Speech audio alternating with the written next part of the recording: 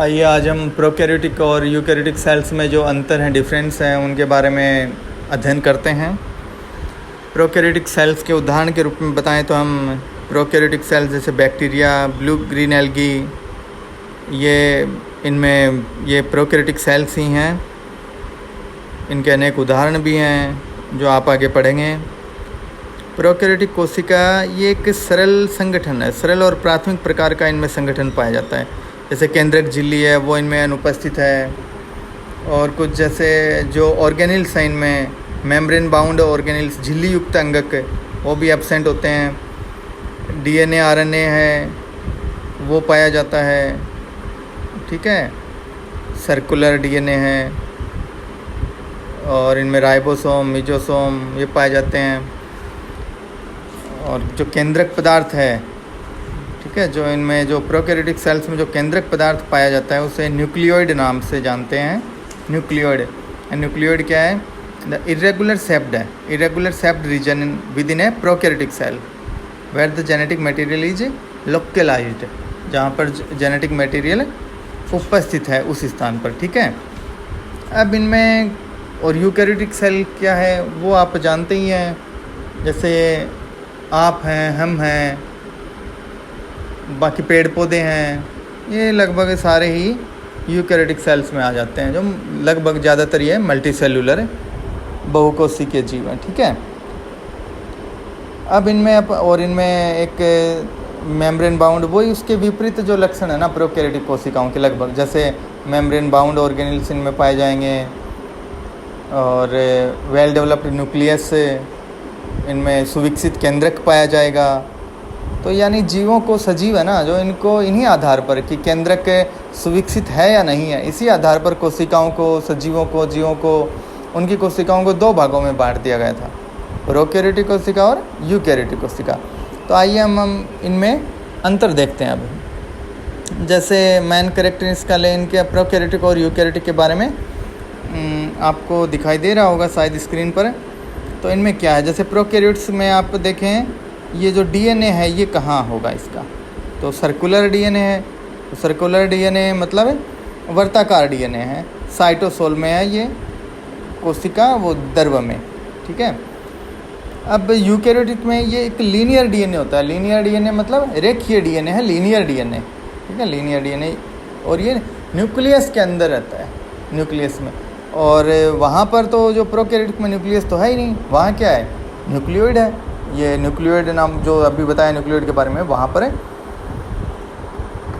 Localised रहता है। अब इनका साइज है, पहले देखें अपन, मान लो प्रोकैरियोटिक कोशिकाओं की साइज है।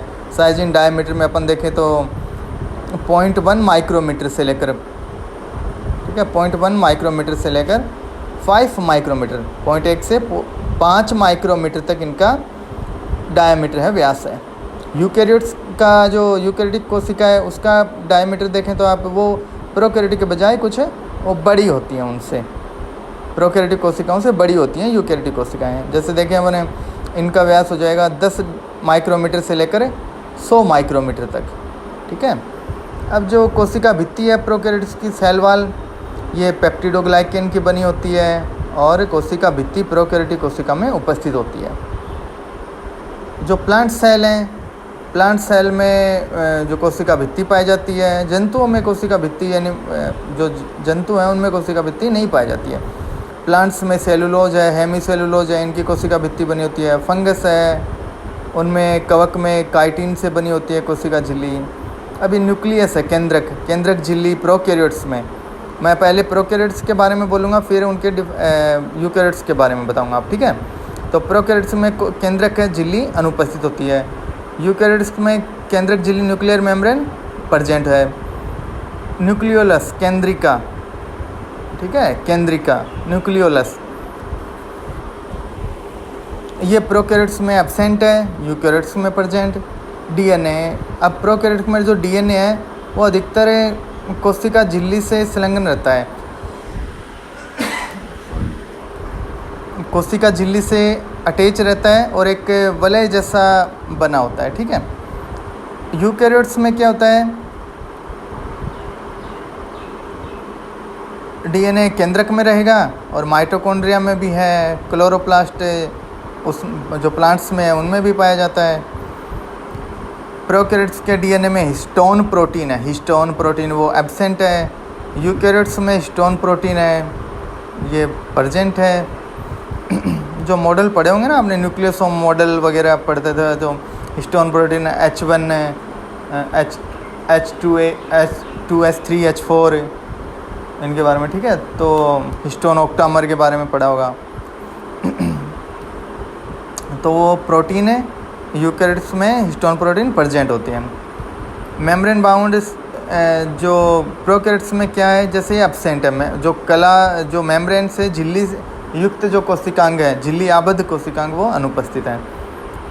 जैसे इनमें प्रकाश संश्लेषी अगर फोटोसिंथेटिक पिगमेंट, प्रकाश संश्लेषी वर्णक अगर पाए भी जाएंगे ना, तो प्लाज्मा क्या तो छोटा सा ही प्लाज्मा मेम्ब्रेन जो वही फोल्ड बना के उनके अंदर होंगे या ऐसे बिखरे रहेंगे, ठीक है।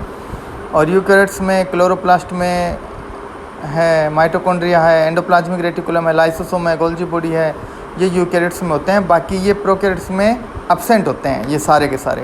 Chloroplast, mitochondria, endoplasmic reticulum, lysosome, ये एब्सेंट है उसमें, प्रोकैरियोट्स में। अब है प्लाज्मा मेम्ब्रेन, कोशिका झिल्ली के बारे में प्रोकैरियोट्स में देखते हैं। इसमें प्रोटीन, फॉस्फोलिपिड, ये प्रोकैरियोट्स में ये प्रेजेंट है। स्टीरॉल्स हैं, स्टीरॉल्स ये एब्सेंट होते हैं, ठीक है। माइक्रोविलाई है, स्टीरॉल्स ये प्रोकैरियोट्स में एब्सेंट है। यूकैरियोट्स में जंतुओं में वेसिकल है, माइक्रोविलाई ये प्रेजेंट हो सकते हैं। स्टीरॉल्स है जो मेम्ब्रेन में ये प्रेजेंट होता है, ठीक है, स्टीरॉल्स यूकैरियोट्स में। राइबोसोम है प्रोकैरियोट्स में, बताइए आपको 70S प्रकार के हैं, यूकैरियोट्स में 80S प्रकार के। और माइटोकॉन्ड्रिया में प्रोकैरियोट्स में माइटोकॉन्ड्रिया तो होता ही नहीं है, तो उसमें सारे ही 70S प्रकार के हैं। यूकैरियोट्स में माइटोकॉन्ड्रिया में तो 70S के हो गए, और जो अदर हैं वो 80S के हो गए यूकैरियोट्स में। सीलिया फ्लैजिला के बारे में देखें अब, तो फ्लैजिलिन प्रोटीन के बने होते हैं, और एक तंतुक से ही ये बने होते हैं, फ्लैजिलिन प्रोटीन के बने हैं। और अगर प्रोकैरियोट्स में उपस्थित हैं सीलिया फ्लैजिला, तो एक तंतुक से ही बने होंगे। और यूकैरियोट्स में इनका एक अरेंजमेंट पाया जाता है, जो 9+2 जो फाइबर्स 9+2 तंतुओं से मिलके ये बना होता है। कोशिका द्रव्य गति प्रोकैरियोट्स में अनुपस्थित होती है, यूकैरियोट्स में उपस्थित होती है कोशिका द्रव्य गति। समसूत्री विभाजन, अर्धसूत्री विभाजन, ये प्रोकैरियोट्स में एब्सेंट है, यूकैरियोट्स में पाया जाएगा। ऑक्सीडेटिव फॉस्फोराइलेशन साइट है प्रोकैरियोट्स में, कहाँ पे होगा, माइटोकॉन्ड्रिया है नहीं, माइटोकॉन्ड्रिया का कोई वो मेम्ब्रेन भी नहीं है, तो ये सब सारा सिस्टम ये प्रोकैरियोट्स की सेल मेम्ब्रेन पर होगा। यूकैरियोट्स में ऑक्सीडेटिव फॉस्फोराइलेशन साइट माइटोकॉन्ड्रिया। प्रकाश संश्लेषण कहाँ होगा प्रोकैरियोट्स में, वही सेल मेम्ब्रेन। और यूकैरियोट्स में हरित लवक, क्लोरोप्लास्ट, एक्सोसाइटोसिस, एंडोसाइटोसिस, ये कुछ क्रियाएं हैं, ये प्रोकैरियोट्स में एब्सेंट और यूकैरियोट्स में प्रेजेंट होंगी, ठीक है।